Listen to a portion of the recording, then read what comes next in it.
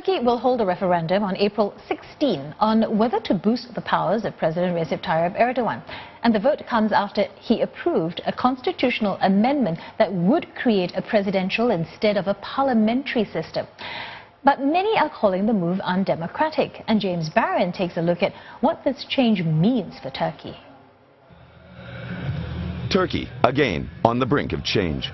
After a failed coup and a massive crackdown on civil society, the country is now facing a fundamental change to its political system, which, if it goes ahead, would give President Recep Tayyip Erdogan a very powerful presidency. It is a move that worries many.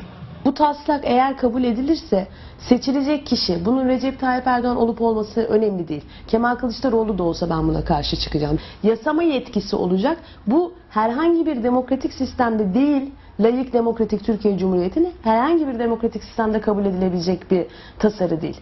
The new system would give the president complete power over the country's legislation. He would have sole authority to appoint and fire ministers. And he would be the head of both the government and the state. He would also be able to serve 3 consecutive 5-year terms. Emre Bağcay has researched political systems around the world and says such a move goes against international trends. Dünyaya baktığımız zaman 200 ülke bulunuyor. Bunların ağırlıklı kısmı parlamenter sistemle yönetiliyor. Diğer kısımda işte Latin Amerika, Afrika, Asya Pasifik bölgesinde de bazı ülkeler var. Türkiye Cumhuriyetler olmak üzere yönetiliyorlar. Genel eğilim, geçiş anlamında baktığımız zaman yerleşik demokratik parlamenter ülkelerden başkanlık sistemine geçilmediğini görüyoruz. Böyle bir örnek şu an söz konusu değil. Bunun tersi yönünde geçişler söz konusu oluyor. Critics say these changes will weaken Parliament and allow a one-man rule system with no checks and balances over the president's actions. But the Turkish government has hit back, saying a strong leadership is needed to prevent the country returning to the fragile coalition governments of the past. And supporters of President Erdogan agree. Neden evet? Çünkü yıllardır ben 48 yaşındayım. Türkiye'de şunu gördüm. Koalisyonlardan ülkeye hiç fayda gelmedi. Yani 2 koalisyon olduğu zaman istikrar olmadı ülkede. Tek olsun, kim olursa olsun. Ama yani ülkenin geleceği için bugün kanun çıkarmak zor, bir iş yapmak zor. Yani tek olması her zaman ülke açısından bence, yani kendi fikrim olarak iyi. A future that looks increasingly unstable, especially compared to 5 years ago, when Turkey appeared to be one of the most stable and successful countries in the Middle East.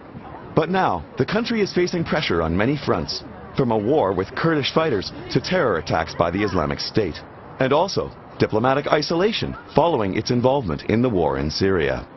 It still remains to be seen what the Turkish public thinks about these proposed changes.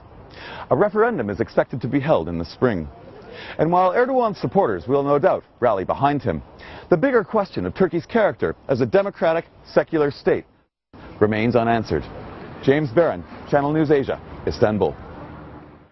Daredevil mountain biker Max Stockel of Austria has smashed his own world speed record in downhill biking. The Atacama Desert in Chile was chosen for its ideal wind resistance. The 42-year-old, wearing a special suit complete with an airbag, began his feat from an altitude of 3,872 meters, and it took him just 11 seconds, flying down the 45-degree slope at a speed of 167 kilometers per hour.